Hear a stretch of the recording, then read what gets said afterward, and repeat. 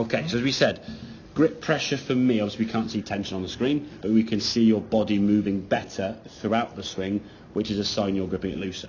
And I think for me, tension, especially in that right hand, comes from trying to control the club face. If I grip it tight, it won't twist as much maybe. Frustration, as we said, anger creates tension, okay? Fear and pressure of the ball going this way. And all these things just build up. The second you start getting pressure, especially in that right thumb, as we said, your right forearm gets completely tight. Right in there, sort of that joint there, the muscle on your right forearm, then your bicep gets tight, this shoulder gets hunched.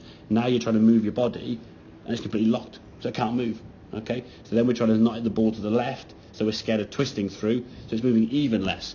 Now the club face with momentum is going to flip through anyway. You can't stop the club, but you can stop your body and stop your hands and stop other things. When the body stops and the club stops, when the hands and the body stop, the club continues on, we flip it over and you get the snap hook, okay? And then you start aiming for the right, which increases the amount of right to left you're going to produce on the golf ball.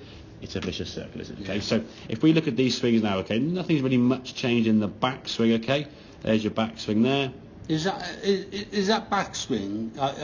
I know it's not a full swing, is it? Yes. Is it a full? People say there's a myth about a golf club being there. People say to me, "You got a 3/4 swing," okay. And I said, "I don't know. I'm not looking. Exactly. I have no clue." Well, I would ask to them classify a 3/4 backswing because I don't. All like you said is that they're not seeing my coming. The club's not getting into this pointing so-called up in the air, horizontal. Exactly. Yeah. So I'm fine with that. I'm happy and I'm comfortable with that. A full backswing is a 90-degree shoulder turn. Yeah. And a 90-degree wrist hinge. You have both. Good, right. The reason, and this is to be honest with you, why 95% of golfers don't get the club to this so-called horizontal position is because of their range of motion in their left arm. If we just kept your body there and got your left arm to go up here somewhere, that club then would go around there.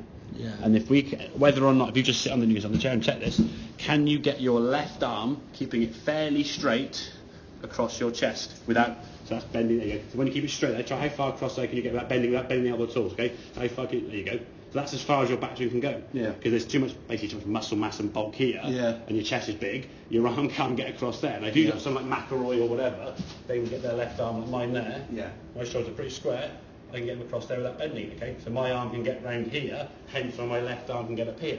If my arm was less movement, it'd be down there. I always thought, because last time we spoke, you said you're a big man, you know, you won't get what everybody else gets. Exactly. And this angle here is what we discussed last time. 290 degrees is what we're trying to get. I'm happy with that. 100%. So, because what happens, just leading on to that, what people then will see, if a club is only going to what they think is 3/4 in length, they will then try and get the club there by leaning, bending their arms excessively, hinging their wrists more, loads of things. So they may get the club further, but the quality of their position's worse. Yeah. So yes, the club may have gone that much further, but what you're gaining that much further increased power, you'll lose triple that coming back to the golf ball when you strike it poorly.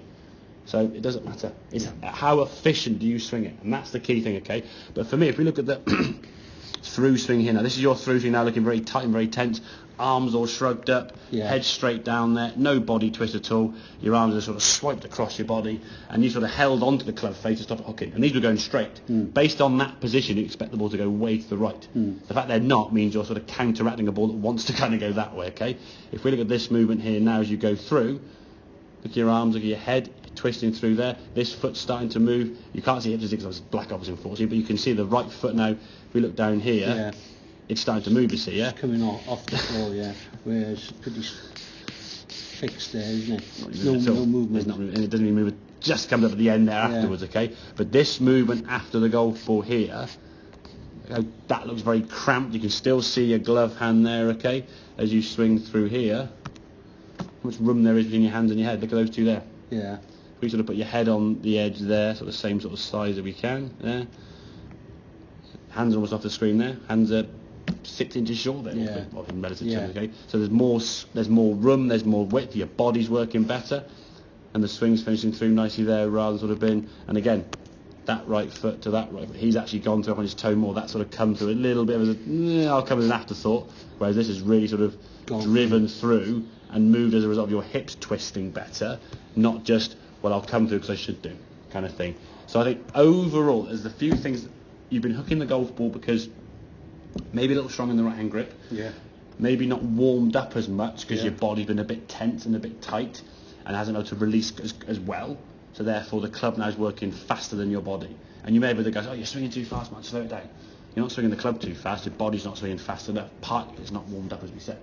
So when you warm up, okay, you've got a chance. If you go to the first tee cold, or less warm as we should say, all right, the first few shots get a bit hooky.